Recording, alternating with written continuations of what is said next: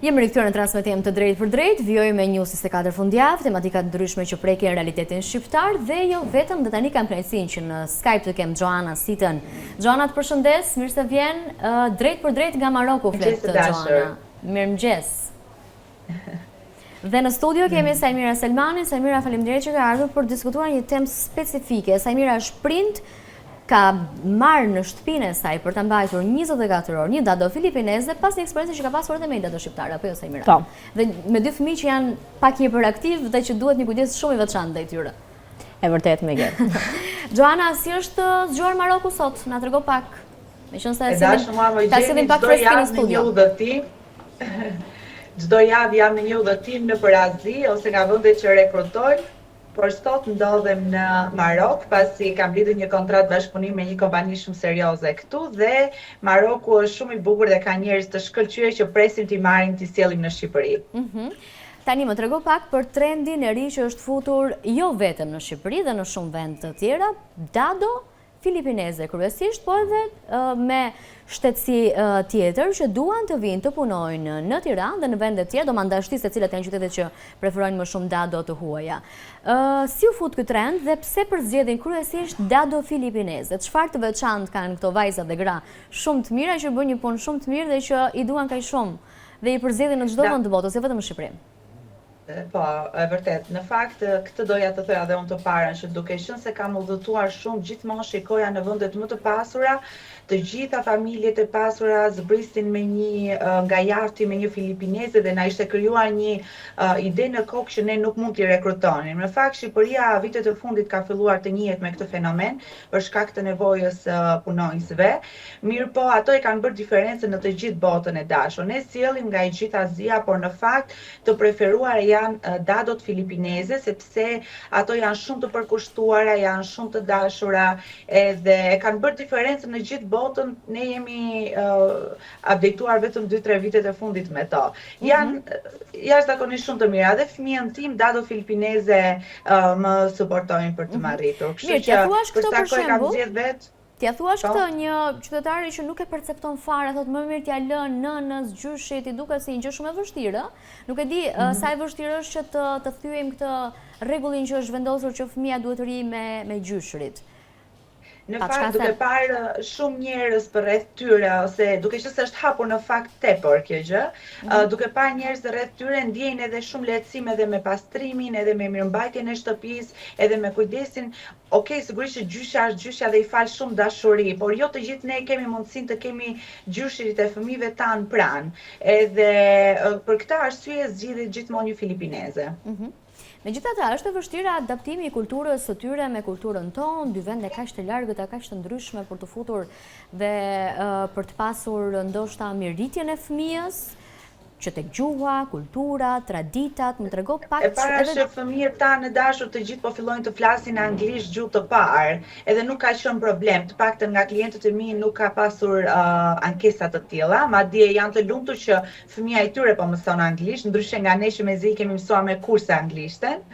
Për sa i përket kulturave, ato kanë krijuar edhe komunitetin e tyre, në fakt shkëmbejnë shoqërinë me njëri tjetrin, por nuk kanë fare probleme për shtatjen e kulturave, kanë instiktin shumë të zhvilluar të përshtatjes, duke qenë se janë mësuar të lëvizën në shtete të ndryshme.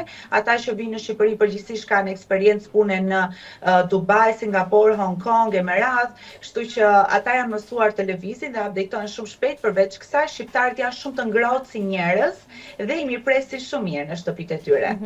Cilat janë sfidat më të mëdha dhe duhet të ndalesha pak tek qytetet shqiptare që preferojnë më shumë jo vetëm dado filipineze, dado të çfarëdo lloj kombësie, pra që e kanë konceptin e një dadoje në shtëpi. Nuk e di nëse duhet të fokusojmë vetëm te dadot, por në fakt vjen një staf shumë i madh për hoteleri. Numri më i madh i të ardhurve dashur janë për hotelerinë dhe turizmin. Qytetet që kanë vështirësi, ndoshta në jug kanë vështirësi me akomodimin, duke qenë se u duhen shumë punëtor, por toka është tepër e shtrenjtë për të akomoduar punonjësit, ose ndonjëherë detyrohen t'i akomodojnë në kushte jo të mira, gjë që mua nuk më pëlqen si rekrutuese ndërkombëtare. Dhe për këto janë vështirësitë më të mëdha. Pastaj kalojmë tek rregullat që nuk zbatohen aq mirë sepse filipinezët kanë dëgjuar me njëri tjetrin që ata mund ta lënë punën brenda ditës dhe asgjë nuk ndodh, gjë që duhet patjetër të fillojnë të merren masa se po vjen një numër shumë i madh në Shqipëri dhe duhet të përmirësohet kjo pjesa e emigracionit, të themi, sepse duhet i tregojmë që ne jemi shtet, kemi rregulla dhe i zbatojmë ato, që do me thënë nuk mund të punosh as në të zezë dhe nuk mund të lësh punën brenda ditës sepse ka një deadline në kontratë që duhet ta njoftosh punëdhënësin, por edhe agjencinë që ti po e lë punën edhe të merren të paktën masa në zvendësim, sepse gjatë sezonit veror është koha shumë e shkurtër për zvendësime dhe aty hasim një problem shumë të madh, pra nga të dy anët, qoftë nga punëdhënësi, qoftë unë si agjenci, qoftë nga punëmarrësi.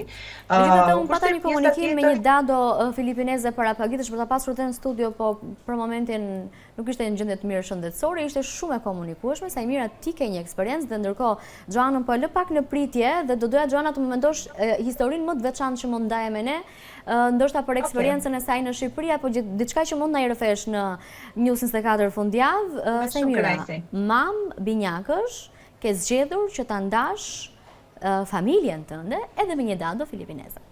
E vërtet. Po më përpara dhe me një dado shqiptare. Më bëj tani dallimin. Të dyja shumë të mira, po? Shiko, dadot shqiptare, edhe nga mentaliteti, absolutisht janë pak më protektive, janë pak më tolerante, për të qenë shumë e vërtet. Ndërsa nga eksperienca ime me dadon filipineze, që Gjoana më ka rekrutuar, jam shumë e lumtur, kemi dakorcuar bashkë në vendosjen e disa kushteve, rregullave disiplinore që në start, që në një farë forme edhe të vendosim disa rregulla, ata të kuptojnë që dadoja është aty për ta për 1-2-3 arsye. Dhe nga ana tjetër, të rritan patjetër në përkujdesje totale dhe të mos rrisim kështu fëmijë në thojza të paaftë, sepse duke qenë protektiv në një lloj mënyre ne i dëmtojmë fëmijët tanë. Dhe nuk dua të gjykoj dadot shqiptare, absolutisht, por në këtë pikë ata rriten pak më të pavarur, pak më të fortë në karakter dhe pak më të disiplinuar, le të themi. Dhe jam e lumtur në këtë pikë që të paktën me dadon time, zonjën Iren, e kam gjetur gjuhën dhe fëmijët tani janë adoptuar shumë shpejt me të, për diku 1 javë 10 ditë po themi. Unë kuptova që pavarësisht se binjakët e mi janë vetëm në klasë të parë dhe ne kemi folur anglisht në përshpi, por jo mjaftueshëm, se pa diskutim flasim shqipe dhe kam dashur që ata gjuhë të parë të kenë shqipen. Kuptova që brenda 10 ditësh ata kishin përthithën aq shpejt edhe flasin, komunikojnë anglisht në një mënyrë të zhdërvjellët, është ajo që ndau dhe Gjoana pak më parë, që ne dashje pa dashje apo në një lloj mënyre përfitojmë all in përveç shërbimit të dados, pastrimit, mirëmbajtjes së shtëpisë, por jemi duke i dhënë edhe një kurs shumë të mirë për të përvetësuar anglishta në këtë lloj forme. Po është pak e vështirë, Sajmira, gjithsesi tani çdo temë ka edhe anët pozitive, po edhe anët jo të mira në sensin e ti mund të mendosh për sigurinë e fëmijës, po ndoshta boshllëku që lë komunikimin në shqip është pak i vështirë. Ose dhe gjëra të tjera që do më thuash ti. Ne komunikojmë gjatë gjithë kohës në shqip me fëmijët, absolutisht. Unë e shikoj si një pik plus komunikimin në anglisht me dadon. Nga ana tjetër, ka shumë benefite që unë i ceka dhe që doja të ndaja këtu në emision live për gjithë ata shqiptarë që na ndjekin në një lloj mënyre dhe për të ndarë një eksperiencë të vërtetë, aq më tepër që unë kam dhe binjake dhe si çdo nënë që fëmijët i ka pikë të dobët, aq më tepër që unë jam shumë e angazhuar, lëviz shumë jashtë për shkak të punës që bëj të tjera.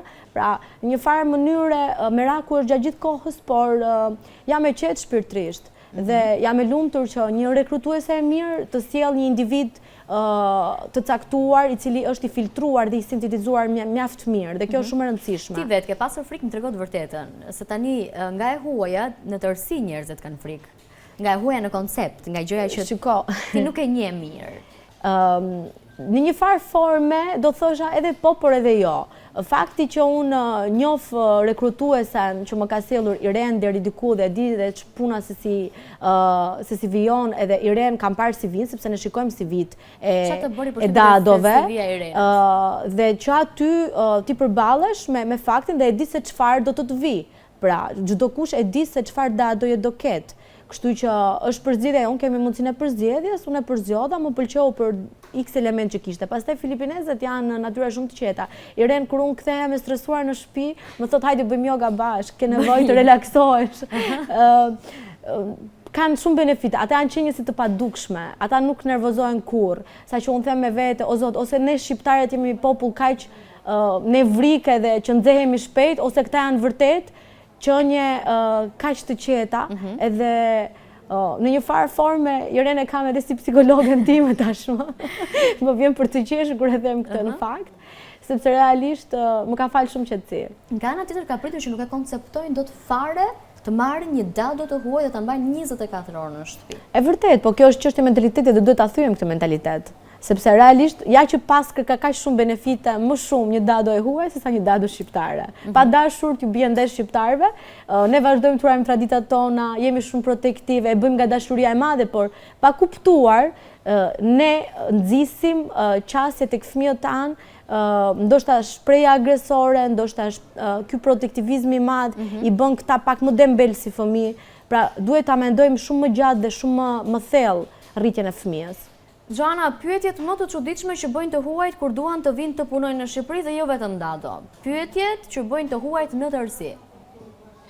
Pyetje që bëjnë të huaj, duke qenë se ndonjëherë janë mësuar në familje edhe tash, pra për shumë në Arabi Saudite ne kemi dëgjuar edhe histori traumatike, ata gjithmonë janë të friksuar për shembull, a do kem të haj? Pra këto janë, nuk e di, pyetje shumë të çuditshme për shqiptarët. Shqiptarët janë mikprica, shqiptarët janë të ngrohtë, edhe gjëja më e mirë që ata marrin mbrapsht është kjo ngrohtësia që ne japim, ajo që tha Sajmira. Ne i afrojmë, domethënë duke qenë se i besojmë fëmijët tanë, i afrojmë tepër, i ulim tavolinë. Për shembull, pyetje e çuditshme nga dadoja ime në fillim ka qenë pse mama mund të ulem në tavolinë me ju të haj? Domethënë asaj ju duk shumë e çuditshme që do ulin në tavolinë me ne të hante. Këto janë. Nuk është se, domethënë ata nuk presin nga Shqipëria kaq ngrohtësi me pak fjalë, se vendet e tjera janë më strikt me rregullat, por edhe më të ftohtë si marrëdhënie me to. Ndodh që ta lëm punën në mes dhe këto kanë fjalën për çdo punonjës të huaj. Jo për çdo punonjës, po një përqindje e tyre duam apo s'duam ne ta pranojmë në televizion tani, për shembull është realitet. Është realitet për shkak të atyre pikave që fola pak më parë që unë sa të mundem gjithmonë do ta ngres zërin për sa kohë që bëj rekrutim ndërkombëtar dhe dua që gjithçka të shkojë në rregull se dëmtohen të tre palët në këtë mes, nëse ne nuk ndjekim rregullat. Duke qenë se vi nga një background në Gjermani me rekrutimin, jam shumë e prirur të ndjek rregullat. Mirëpo në Shqipëri duhet ta përmirësojmë pak këtë, që t'i tregojmë filipinezëve që janë duke ardhur, që këtu nuk mund t'i thyesh rregullat si dëshiron ti. Këtu kemi polici, kemi zyrë emigracioni, zyrë pune. Ato kanë dëgjuar shpeshherë që nuk kapen të gjitha që punojnë në të zezë dhe për këtë arsye e lën punën. Por ne patjetër që u gjendemi klientëve duke ja zvendosur direkt, po flas si histori. Qytetet që janë përveç Tiranës, cilat familje shqiptare kanë përfunduar tashmë të zgjedhin një datë dhe ky është një shqetësim më vete, se i bie që prindrit nuk merren edhe sa duhet dhe sa i merren me inat në këtë moment. Po, Sarandën, Dërmiun, Vlora, Shkodra, Korçat, pothuajse ne kemi rekrutuar pothuajse në të gjitha qytetet, që nga Thethi deri në Sarandë, nuk di ta them këtë, por që do marrin tani të gjitha mamat e reja ose kujdestare për të moshuarit. Joana, që për nënat kryesisht.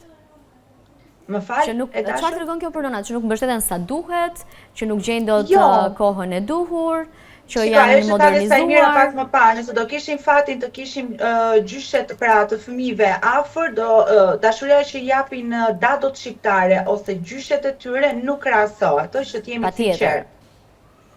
Ato e mbrojnë me shpirt fëmijën tonë, edhe ne ndihemi më të sigurta kur dalim nga shtëpia. Grasi, unë dhe Sajmira që punojmë gjithë ditën do ishim më të qeta po të kishim këtë siguri, por për sa i përket lehtësimit dhe volumit të punës që ne na mbulojnë filipinezët, ndihemi më rehat me filipinezët për shkak se ato nuk ndërhyjnë në biseda që nuk u takojnë. Dhe këtë do ta pyesja Joana në fakt, sepse kur e mendova këtë temë, më tha një mikesha ime, kryesisht ta duan edhe që mos u dalin shumë fjalë jashtë shtëpisë, se shqiptarët e kanë pak të duan tinë etik.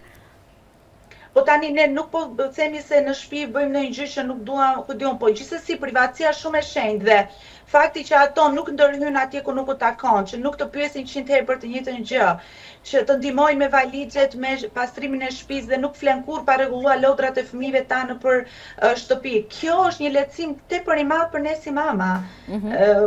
Ky është, domethënë unë mendoj që ky është konkluzioni që unë kam nxjerr nga gjitha mamat që më tregojnë historitë e tyre. Jo se nuk kanë ndihmë, por paguajnë edhe më pak se dadot shqiptare, të jemi sinqerta. Dadot filipineze paguajnë më pak se dadot shqiptare. A është modernizim apo është një nevojë e familjeve shqiptare, e grave kryesisht, sepse si duket ju ka mbetur përgjegjësia, apo janë dhe burrat, se s'po i përfshim fare në këtë diskutim. Po, në fakt ka qenë si trend, po në fakt është kthyer në nevojë tani. 100% nevojë për mendimin tim, sepse shikoj dhe klientët e mia që nuk kanë ndonjë ekonomi shumë të lartë, ato gjithsesi e marrin një dado se kanë shumë të nevojshme. Është një nevojë e familjeve. Ndërkohë shtetet e tjera që e kanë të adaptuar dhe nëse mund përmendje ndoshta shtetin që është më i hapur për të mbajtur dado kryesisht, po edhe ndoshta kujdestare në familje, kopshtar, ka shumë familje që mbajnë kujdesen për makinat, për luksin e tyre ndoshta. Është kthyer në prakticitet në Tiranë, dikush që ka një vilë për shembull private, merr një çift nga ne dhe zonja është pastruese ose dado, ndërka bashkëshorti është mirëmbajtës i pishinës ose i gardenit. Për sa i përket shteteve ku ato janë mësuar ose që kanë qenë që unë kam rekrutuar, më saktë kanë qenë Hong Kongu, ka qenë Dubai edhe Singapori. Me eksperiencë në këto vende i marr nga cross countries, sepse janë të mësuara më shumë me jetën që ofron Shqipëria, mund të themi luksin, se tani Shqipëria ofron në fakt restorante dhe hotele shumë luksoze, nuk i gjen në të gjitha vendet këto hotele. Dhe duhet patjetër nivel dhe standard i shërbimit me hotele me 5 yje, sepse dhe ai pastrimi ka rëndësinë e vet, pikët në booking kanë shumë rëndësi për pronarjen e hotelit e merat.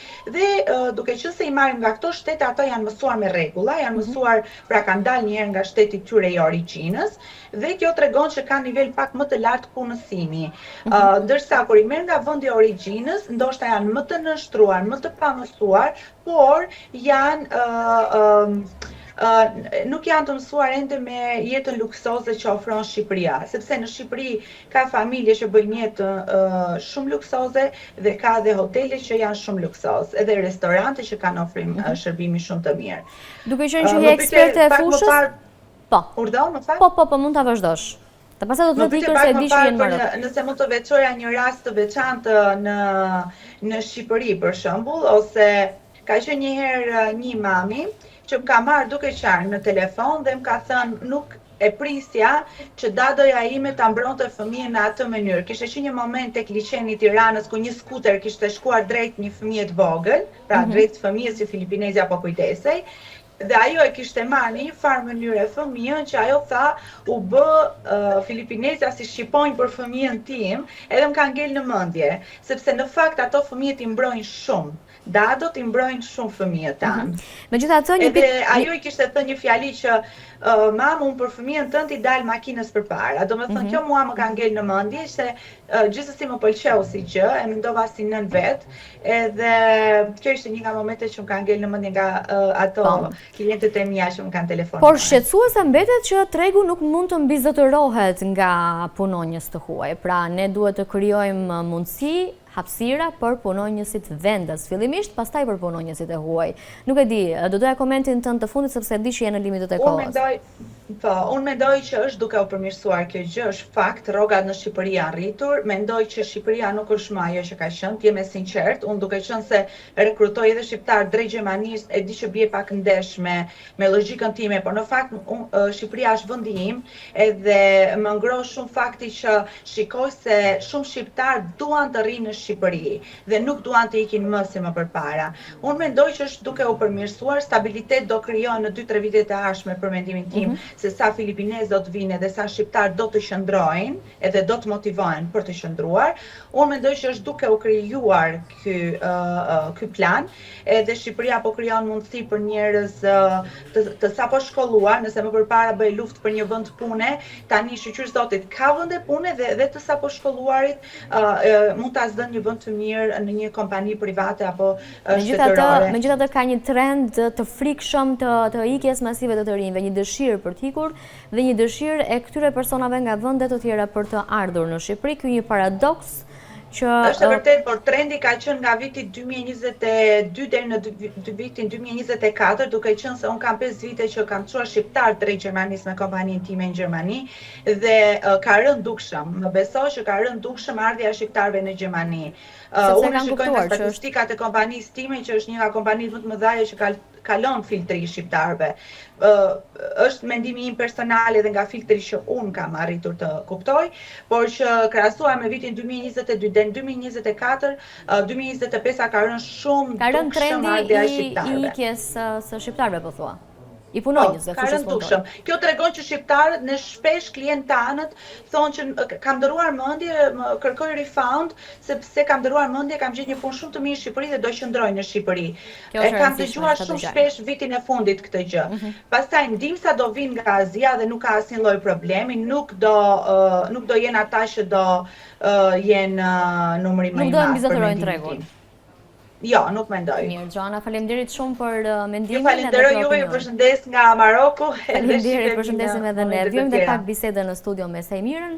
Sajmira, varësia emocionale që krijojnë fëmijët drejt një dadoje, dhe kjo është një shqetësim më vete. Nuk e di, ti ke pasur dhe një dado shqiptare, tani ke dhe një dado të huaj, jo konkretisht filipineze që të mos ta profilizojmë, po dadot në tërësi. Prindrit e kanë këtë frikën e lidhjes emocionale, kur ajo duhet hiki më pas, apo varësia në tërësi.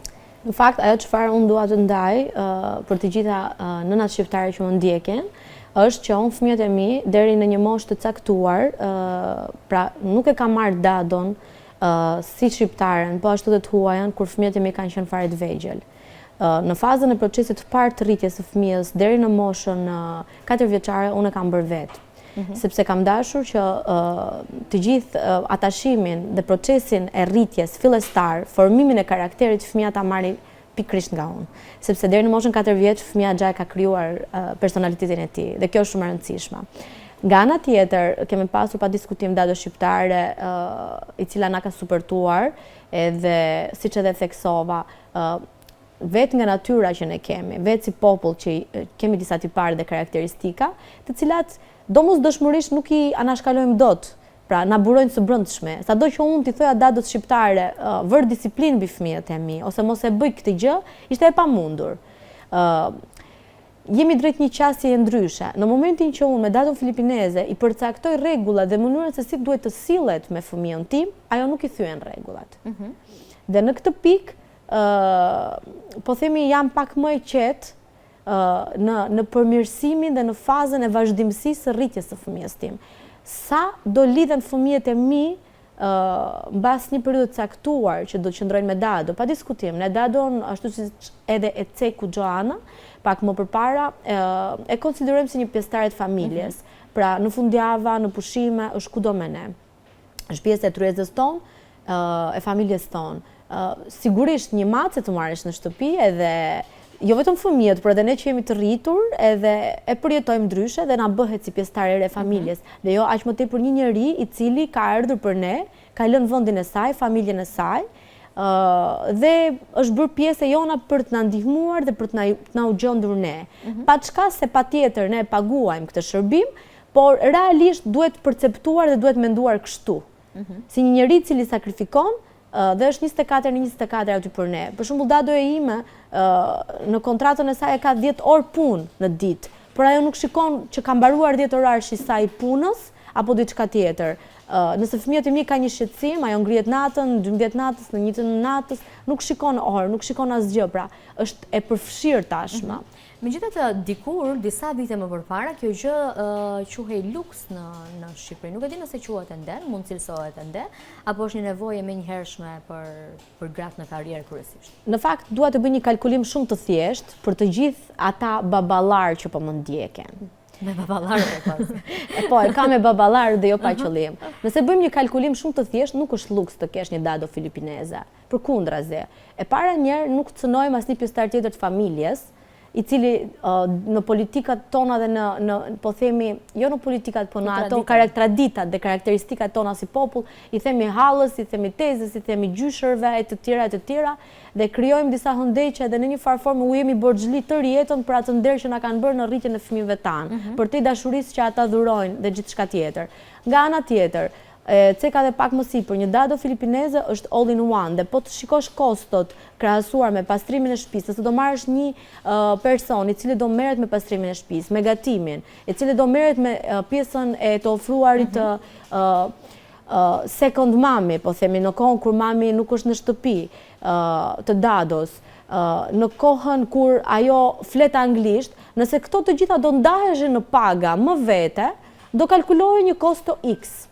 Ndërkohë që të gjitha këto kostot ne i kalkulojmë tek një dado filipineze, all in one, për një pagesë që për mendimin tim është shumë minimaliste, krahasuar me shërbimin që marrim. Ndërkohë ju e thatë që ajo ka lënë dhe si ajo dhe Majoi që do vinte sot në studio lënë familjet e tyre dhe kanë po ashtu dhe në vendet e tyre probleme ekonomike. Nuk e di çfarë përjetime është kanë ndarë ajo me ju dhe këto janë pyetjet e fundit sepse jemi në fund bisedës. Në fakt, unë do thosha që ata janë misionare, nuk janë thjesht dado. Dhe dua ta quaj kështu. Sepse çdo punonjës i huaj, i cili ofron këtë lloj shërbimi për shtetasit tanë, do t'i quaja misionare. Dadoja që unë kam zgjedhur është një dado, është një single mami, e cila ka lënë vajzën e saj. Po emocionohem tani, duke qenë vetë një nën, ka lënë vajzën e saj 10 vjeçare dhe vjen dhe kujdes për fëmijët e mi. Dhe kjo tregon shumë. Ti ka përshtypjen e lidhur kaq shumë me të, saqë nëse unë kam besuar krijesat dhe gjën time më të shtrenjtë, sepse në fund të ditës, nëse unë jam kaq busy, unë jam busy për fëmijët e mi dhe për të ardhmen e tyre, dhe jam përpjekur shumë të sintetizoj dhe të marr një dado sa më të përkryer dhe një njerëz të veçantë, që për mua ajo është një njerëz veçantë, kështu që dua t'i quaj misionare me plot gojën. Është vështirë sa i mirat lësh fëmijët. Nuk e di si e përjeton ti këtë shkëputjen e përditshme. Se s'do të bëj të qasë më shumë, po është absolutisht jo e thjeshtë, është shumë e vështirë që për çdo nën dritën e syve ta besoj tek një person dhe aq më tepër te një person që është i huaj, që nuk është rritur me të njëjtin mentalitet si ne, me të njëjta tradita si ne, por unë mendoj që ndoshta ka një pjesë për të ndarë edhe për gjithë të paketën all inclusive që këto misionare ofrojnë për ne është për të vlerësuar.